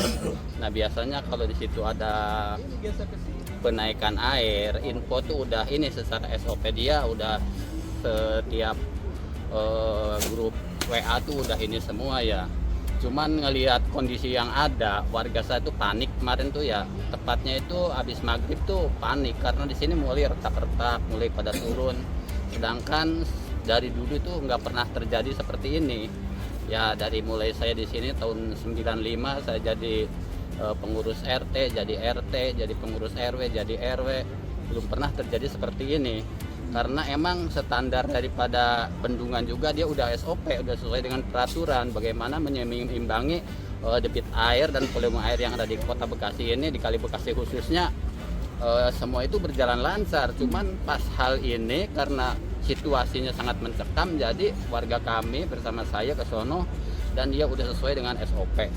Cuman yang saya khawatirkan kan kok ya dari dulu juga kan SOP, cuman sekarang kok pada turun seperti ini ya, pada hancur seperti ini. Ya, kerugian sih ya kalau dinominalkan ya saya juga nggak tahu. Intinya sekarang nih kita udah terjadi musibah seperti ini. Harapan dari kami nih untuk pemerintah semuanya ikut bekerja sama untuk membenahi apa-apa yang sudah menjadi korban di sini, baik itu rumah warga, saung-saung wisata, jalan yang putus, dan ternak. Banyak yang jadi korban di situ. Harapan kami dari pemerintah daerah sampai pemerintah pusat ada ada sosialnya ke sini untuk bisa mendonasikan dan mengembalikan semua aset yang ada di sini. Mungkin harapan kami seperti itu saja, biar bersinergi dari relawan dari semua, tolong hadir di sini bantu kami karena kami tidak bisa bekerja sendiri. Kisaran kerugian berapa sih Pak? Kalau itu ya estimasi kerugian saya kurang paham ya, tapi yang jelas tuh ada toilet warga, ada dapur warga, ada saung-saung gajah. Rumah berapa Pak? Rumah yang sementara itu ya ada dua tuh, ada dua ya, ada dua ya. Terus ada budidaya cacing, habis semua, ada perahu 3 unit perahu yang ke bawah Pak? Iya ke bawah. Itu. Ternak juga ada nggak sih Pak? Itu ternak budidaya cacing. Oh, Itu kan kemarin warga sempat berkumpul itu ya, yeah. Yang marah-marah itu kenapa sih Pak? Emang tidak? SOP-nya apa Pak? Kondisi airnya, pintu air atau seperti apa sih? Karena ngelihat keadaan kondisi Kali Bekasi ini, bantarannya ini retak-retak dan pada longsor mulai pada retak. Bahkan ada video-videonya ya. Nah, maka dia jadi panik ketika kita sebagai, jangankan sebagai RT ya, sebagai lurah, sebagai camat, kalau udah bernegosiasi ke bendungan itu nggak bisa ini, karena saya juga memahami karena itu dia udah bekerja secara SOP itu. Tapi kan kita kalau diem perlu kita negosiasi juga kan ke pihak bendungan. Iya, kerjasamanya bagaimana ya ketika di SOP seperti itu, tapi keadaan di lapangan seperti ini, alangkah baiknya gitu bagaimana caranya. Dan alhamdulillah dari pihak bendungan juga malam langsung turun kemari berdua untuk mengecek keadaan kondisi yang ada di sini. Nah, kemudian baru tuh air tertahan. Pak, itu sebenarnya SOP-nya dari warga diminta dibuka pintu air secara perlahan atau seperti apa sih Pak? Kalau dia kan menutup dan membuka itu udah sesuai peraturan dia. Dari atas saja udah diperaturan sesuai dengan kondisi yang ada di Kali Bekasi itu udah disesuaikan sebenarnya. Cuman ini ngelihat keadaan yang ada tapi sesuai dengan SOP, tapi baru sekarang terjadi seperti ini. Sebelumnya nggak ada tanda-tanda mau longsor itu nggak ada Pak? Tanda-tanda Nggak ada. Pas sore udah kelihatan berarti Pak? Nggak ada. Jadi seolah-olah kayak mendadak ya. Begitu jam 6 mulai pada retak-retak, jam 6.20 itu sekitar setengah 7-an. Longsor. Itu longsor itu cepet banget Pak. Pak, kondisi air memang kencang Pak atau enggak? Jadi begini Bang. Kalau di kita tuh bukannya banjir. Kalau di kita tuh bukannya banjir. Yang kita khawatirkan warga RW 026 adalah ketika air sebelum datang, emang SOP-nya ini harus dikeringkan dulu. Artinya kalau ini diturunkan dulu, jadi air kiriman dari atas bisa ketampung volumenya di sini. Tapi kalau ini nggak diturunin dulu, takutnya di sini mandek, akhirnya banjir ke warga. Cuman ya antara nurunin dan naikinnya itu harus benar-benar disesuaikan dengan lapangan ya. Walaupun dia enak secara SOP, tapi kalau dampak di lapangannya seperti ini, ya gimana? Jadi saya evaluasi saya harapannya ke depan nih, yang jaga bendungan juga harus monitor juga ke lapangan, bukan cuma pendataan secara SOP di tempat, tapi karena kami juga sebagai pemerintah nih menangani warga, dampaknya kan keluhan warga ke saya semua. Iya. Kalau buka pintu, kalau saya tanya dia juga udah punya alasan, udah sesuai dengan standar SOP dia. Tentu saja ini kan menjadi perhatian kita ya, karena ya kejadian ini kan tidak kita harapkan semua. Ini kan kejadian alam begitu ya. Ya soal teknis dan lain sebagainya itu nanti pihak yang berwenang yang menjelaskan kenapa ini bisa longsor. Kan secara teknis itu petugas yang menangani kan punya alasan. Warga yang tinggal di sini juga punya alasan untuk melakukan protes dan lain sebagainya. Yang pasti hutan bambu ini kan destinasi wisata ya, terkenal di Kota Bekasi. Tentu saja dengan kejadian seperti ini ya kita sedih juga lah. Ini separohnya ke bawah air gitu. Ke depan kita coba lakukan pendataan, perhitungan begitu ya. Berapa yang longsor dan sebagainya. Nanti kita tentu saja berkoordinasi dengan pusat ya, karena di Bekasi ini kan kaitan juga dengan pusat ya. PUPR ya Pak ya? Ya, PUPR. Pak, apa saja yang terdampak Pak kalau yang Bapak sudah pantau tinjau? Ya dari tinjauan ini kan saya berapa kali ke sini ya. Ini ada sekitar hampir 200 meter lebih lah ini ya. Dari ujung ke ujung. Terus kalau dari kita berdiri ini ke sana itu bisa ada 10 meter lah, kurang lebih ya. Ini tempat kita duduk-duduk nih hilang juga nih. Tergerus ya Pak? Iya. Jembatan ya Pak Ya, ya? ya pokoknya jalannya ini kan juga terputus. Jadi nanti kita hitung lah materialnya apa aja. Kita nanti mengusulkan untuk direkonstruksi lah. Ini kan ikon juga di Kota Bekasi. Pak, mengingat ini longsor dan belum ada perbaikan juga karena baru longsor, apakah untuk sementara wisata ini ditutup dulu atau ya gimana? Kita tutup dulu lah, karena kita belum tahu akan datang air lagi, karena ini kan belum ada penanganan. Nanti kalau datang lagi air dia dibuka lagi, nanti masih bisa sliding ini kan belum aman nih. Tergerus terus ya Pak? Masih bisa nambah. Kira-kira berapa lama Pak untuk sementara ditutupnya? Sampai ini direkonstruksi lah. Ya, sampai direkonstruksi kembali. Untuk keselamatan pengunjung, kawasan wisata alam hutan bambu ditutup sementara hingga proses penanganan dan perbaikan selesai. Dari Bekasi, Muhammad Ridwan, Sinpo TV melaporkan.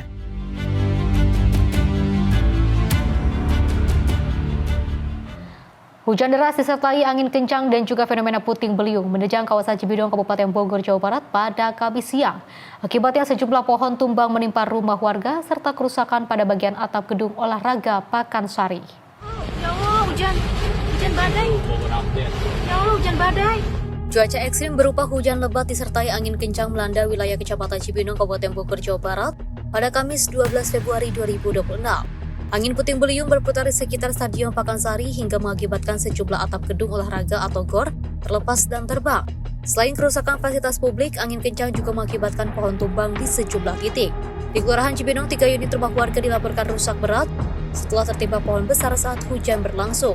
Petugas BPBD bersama petugas pemadam kebakaran Kabupaten Bogor langsung diterjunkan ke lokasi untuk melakukan evakuasi material pohon dan juga pembersihan puing.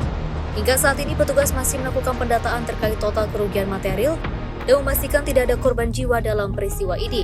Warga diimbau untuk tetap waspada mengingat potensi cuaca ekstrim masih mungkin terjadi di wilayah Bogor dan juga sekitarnya. Rizna Nur, jurnalis Simpo TV, melaporkan.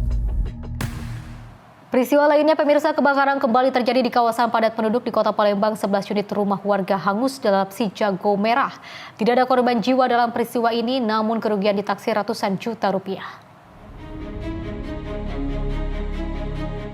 Seperti inilah rekaman video amatir warga memperlihatkan saat terjadinya kebakaran yang menghanguskan 11 rumah warga hangus terbakar. Peristiwa kebakaran ini terjadi di Jalan Abikusno Cokrosioso, Kelurahan Kemang Agung, Kecamatan Kertapati, Kota Palembang, Sumatera Selatan. Menurut keterangan warga, Kartika Sari, peristiwa kebakaran terjadi pada Kamis 12 Februari 2026 dini hari, sekitar pukul 2 waktu Indonesia Barat. Diduga, api berasal dari salah satu rumah warga. Dalam waktu singkat, kobaran api membesar dan merambat ke rumah-rumah di sekitarnya yang jaraknya berdekatan. Pantauan di lokasi kejadian menunjukkan kondisi rumah warga yang terdampak kebakaran hanya menyisakan puing-puing bangunan dan tembok yang menghitam. Area bekas kebakaran juga telah dipasangi garis polisi untuk kepentingan penyelidikan lebih lanjut.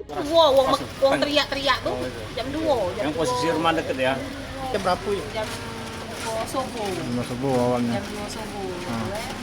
Nah, itu nggak tahu kami pas ada ribut kan, kalau kami aku budak tawuran, cek mano, nggak tahu pas buka pintu, nengok api inilah besar, pojok-pojok kan, rumah siapa itu? Rumah siapa?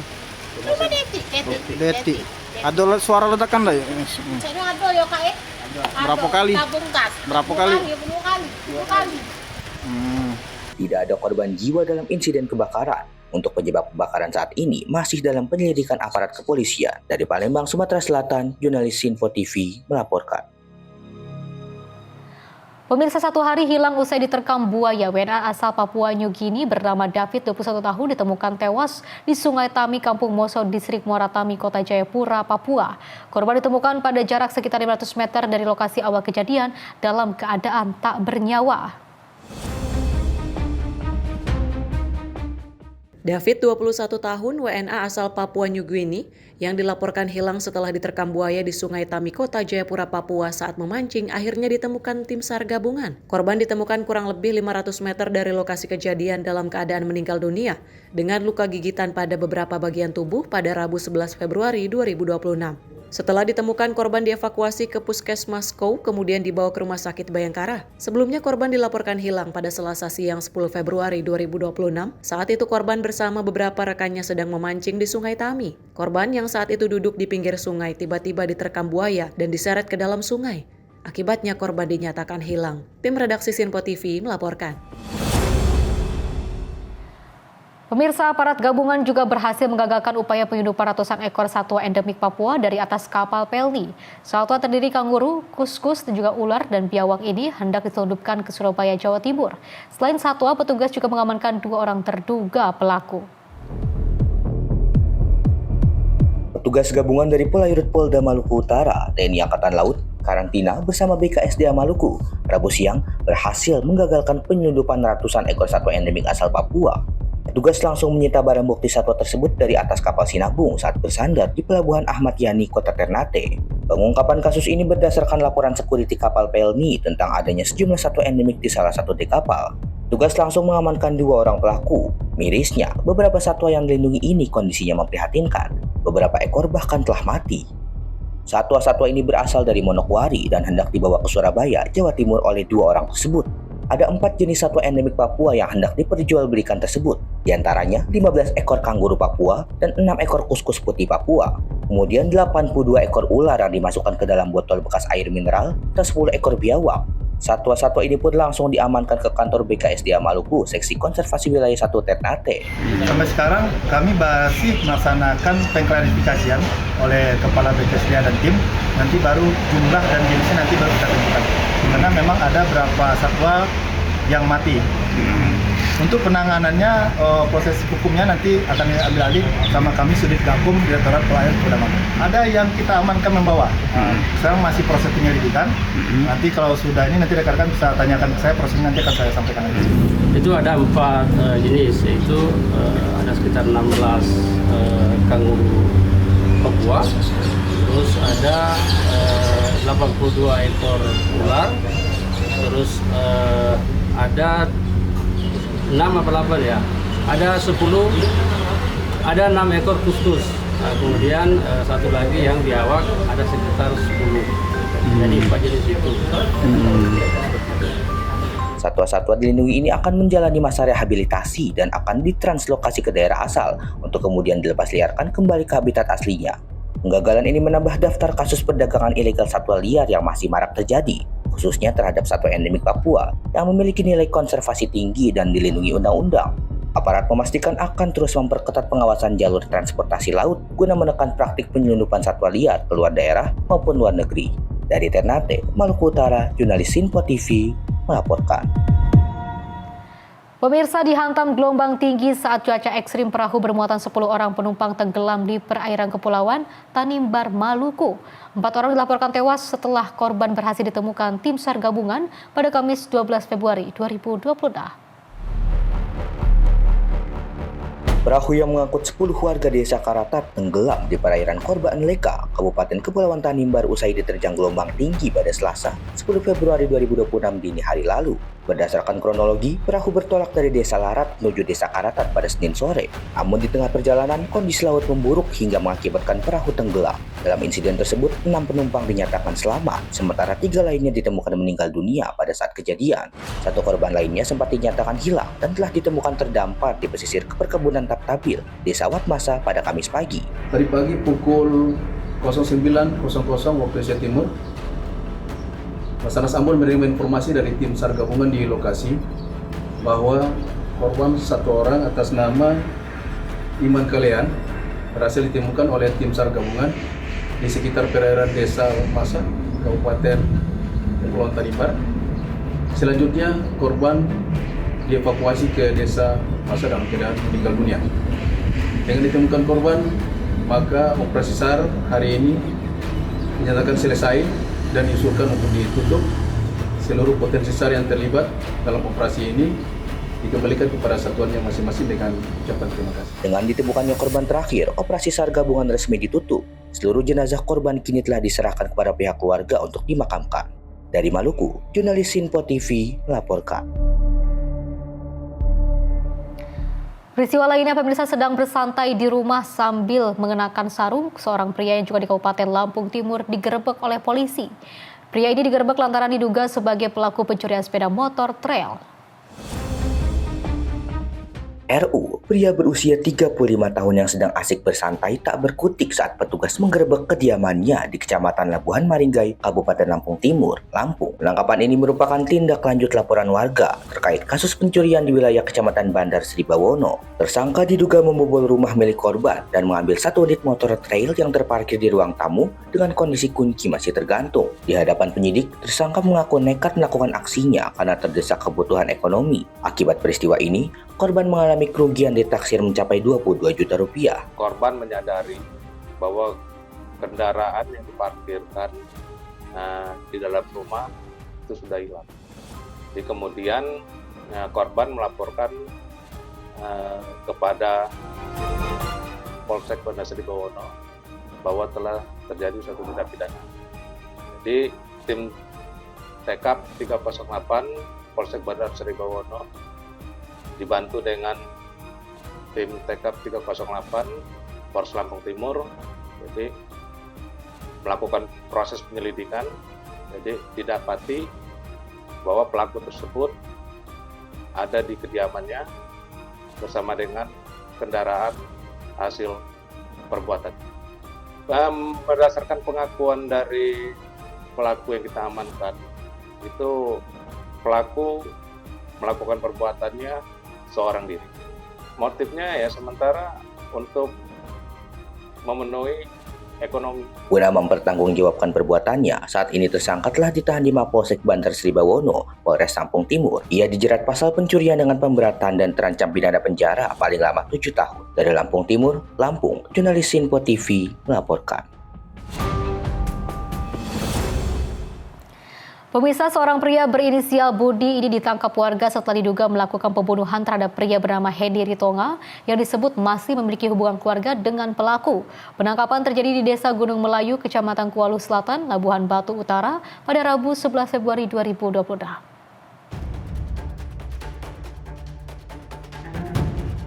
Terduga pelaku berhasil diamankan pada Rabu 11 Februari 2026 sekitar pukul 3 dini hari setelah sempat mencoba melarikan diri. Sebelum diserahkan ke Mapolsek Waluhulu, pelaku dikabarkan sempat menerima pukulan dari sejumlah warga sehingga mengalami luka di bagian wajah. Hingga kini, pihak kepolisian masih melakukan penyelidikan mendalam terkait kronologi lengkap, motif, serta penyebab kematian korban. Masyarakat diimbau agar menyerahkan proses hukum sepenuhnya kepada pihak berwenang serta menghindari tindakan main hakim sendiri. Bagus Maulana, tim redaksi Sinpo TV, melaporkan. Pemirsa, kecelakaan beruntun yang juga melibatkan 2 mobil dan seorang mahasiswi pengendara motor viral di media sosial. Peristiwa ini terjadi di Jalan Poros Patalasang, Kabupaten Goa pada Kamis 12 Februari 2026. Akibat peristiwa ini 2 orang mengalami luka berat dan dilarikan ke rumah sakit. Video amatir warga merekam kondisi sesaat setelah kecelakaan beruntun di Jalan Poros Patalasang, Kecamatan Patalasang, Kabupaten Goa, Sulawesi Selatan. Video rekaman memperlihatkan mobil pickup dalam posisi terbalik usai menghantam minibus dan seorang mahasiswi pengendara motor. Diduga mobil pickup melaju dengan kecepatan tinggi dari arah Sungguh Minasa menuju Jalan Malino. Pickup menyenggol bagian belakang mobil hingga terbalik dan terseret ke jalur berlawanan. Diduga mobil pickup melaju dengan kecepatan tinggi dari arah Sungguh Minasa menuju Jalan Malino. Pickup menyenggol bagian belakang mobil hingga terbalik dan terseret ke jalur berlawanan, lalu menghantam motor yang dikendarai korban mahasiswi. Kerasnya hantaman membuat sepeda motor yang dikendarai korban masuk ke dalam kabin pickup hingga menjepit tubuh sopir. Pengendara motor bernama Alma, 19 tahun, serta sopir pickup bernama Alim Syah, 24 tahun, mengalami luka berat dan menjalani perawatan di RSUD Syekh Yusuf Goa. Sementara kernet pickup hanya mengalami luka ringan dan sopir minibus selamat. Petugas unit Gakum Satlantas Polres Goa yang tiba di lokasi langsung melakukan olah TKP dan mengevakuasi kendaraan yang terlibat. Benar, jadi tepatnya pada hari Kamis tanggal 12 Februari 2026 sekira pukul 7.45 telah terjadi kecelakaan lintas di Jalan Poros Patalasang, Kabupaten Goa. Menurut informasi saksi dari TKP, yaitu sebuah mobil pickup dari arah Sungguh Minasa ke arah Malino mendahului kendaraan ARV dan bersenggolan, setelah itu terbalik dan bertabrakan dengan sebuah sepeda motor dari arah Malino ke Sungguh Minasa. Kondisi korban saat ini di kondisi sudah ditangani pihak medis di Rumah Sakit PKU Muhammadiyah dan Puskesmas Patalasang. Untuk korban mengalami luka dan kita sudah evakuasi ke rumah sakit. Dan untuk barang bukti kita amankan di Satlantas Polres Goa untuk penyelidikan lebih lanjut. Kalau korban yang luka berat ada berapa orang? Untuk korban ada 2. Kita evakuasi ke rumah sakit untuk mendapatkan pertolongan medis. Saat ini, ketiga kendaraan telah diamankan petugas sebagai barang bukti. Kasus kecelakaan ini masih dalam penyelidikan lebih lanjut oleh unit Gakum Satlantas Polres Goa. Dari Kabupaten Goa, Sulawesi Selatan, jurnalis Sinpo TV melaporkan. Pemirsa, aksi begal payudara kembali terjadi di Cikarang Barat, Kabupaten Bekasi, Jawa Barat. Seorang pemotret terekam CCTV menyentuh payudara seorang karyawati yang sedang berjalan menuju tempat kerja. Rekaman CCTV di Jalan Nonah Merah, Kelurahan Telaga Asih, memperlihatkan seorang pria mengendarai motor metik tengah memantau dan mengikuti korban dari arah belakang. Saat kondisi jalan lengang, pelaku tiba-tiba memepet dan melecehkan korban sebelum akhirnya melarikan diri. Korban yang terkejut sempat berusaha mengejar pelaku, namun kehilangan jejak. Menurut warga setempat, insiden terjadi pada Selasa 10 Februari 2026, pagi saat korban berangkat kerja. Aksi serupa disebut bukan kali pertama terjadi, karena sebelumnya kerap terjadi aksi eksibisionis yang menyasar para karyawati di wilayah tersebut. Di area sini seringnya di arah dari ke depan situ. Kalau di depan situ seringnya nunjukin alat kelamin. Si pria korbannya sih mayoritas kan perempuan jelas ya. Korban belum. Saya subuh bangun udah menjelang sholat. Kalau di masjid sih udah azan karena waktu itu makmum udah pada ke masjid, jamaah udah ke masjid dan kondisi jalan itu lengang. Saya dengar suara minta tolong sekali, yang sekali itu udah rada pelan. Jadi pertama rada kencang, yang kedua rada pelan. Ternyata dia udah sambil ngejar. Maraknya kejahatan seksual ini membuat warga dan penghuni kontrakan di sekitar lokasi merasa cemas. Warga berharap pihak kepolisian segera menangkap pelaku berdasarkan bukti rekaman CCTV. Petugas telah melakukan olah TKP dan meminta keterangan sejumlah saksi guna mengidentifikasi identitas pelaku. Dari Bekasi, Jawa Barat, jurnalis Info TV melaporkan. Pemirsa, seorang pemotor tewas setelah kendaraannya menabrak tiang listrik di Jalan Pengobengan Kauh, Kerobokan Kelot, Kuta Utara, Badung, Bali. Ironisnya, pemotor menabrak tiang listrik usai menjadi korban begal yang juga mengincar tas miliknya. Inilah rekaman video dari salah satu kamera pengawas yang merekam detik-detik peristiwa penjambretan yang menimpa Juhairiah Felina, 46 tahun di Jalan Pengobengan Kauh, Kerobokan Kelot, Kuta Utara, Badung, Bali. Insiden bermula saat korban berkendara dari arah utara. Tiba-tiba, 3 penjambret yang menaiki 1 unit sepeda motor membuntuti, kemudian memepet dan menarik paksa tas milik korban. Akibat tarikan itu, korban kehilangan kendali hingga motor metiknya menabrak tiang listrik di pinggir jalan. Korban pun terkapar usai mengalami benturan keras. 3 orang pelaku yang sempat terjatuh berhasil bangkit dan kabur dengan motornya ke arah selatan. Karena menderita luka serius di kepala, korban tewas saat berada di rumah sakit. Pasca insiden, jajaran Polsek Kuta Utara bersama tim Opsnal Polres Badung, Bali langsung menggelar penyelidikan. Sejumlah rekaman kamera pengawas di sepanjang jalur dekat lokasi kejadian dikumpulkan untuk mengidentifikasi ciri-ciri pelaku dengan jelas. Selain itu, sejumlah warga sekitar lokasi kejadian sudah dimintai keterangan guna menjadi saksi mata yang melihat langsung peristiwa tersebut. Jadi pasca kejadian tersebut kita langsung melakukan penyisiran CCTV, pengecekan jalur-jalur yang kemungkinan dilewati oleh para pelaku tersebut, berikut saksi-saksi. Saat ini tim masih bekerja, mohon doanya agar bisa terungkap, dan kami seperti statement yang saya keluarkan di akun kami di Polsek Kuta Utara di Instagram, kami sangat mengutuk keras kejadian ini, dan dengan kejadian ini menjadi tamparan keras buat kami, dan kami akan lebih giat melaksanakan patroli untuk pencegahan, terutama di titik-titik yang seperti titik ini yang belum sama sekali pernah terjadi penjambretan, tetapi terjadi. Dan juga untuk pelaku ini, terutama terduga pelaku ini, kita akan kejar sampai manapun. Mohon doanya bagi rekan-rekan, semoga bisa terungkap. Untuk almarhum saat ini sudah diurus jenazahnya sama keluarganya di Tangerang. Aksi para pelaku terbilang nekat karena kondisi arus lalu lintas di jalan satu arah itu masih tergolong ramai. Kapolsek Kuta Utara, Kompol Iketut Agus Pasek, memperkirakan para pelaku merupakan pemain baru karena mereka beraksi secara spontan setelah melihat ada kesempatan. Sebagai langkah antisipasi kejahatan jalanan, jajaran Polsek Kuta Utara berupaya meningkatkan patroli dengan memetakan titik dan waktu rawan. Dari Badung, Bali, jurnalis Info TV melaporkan.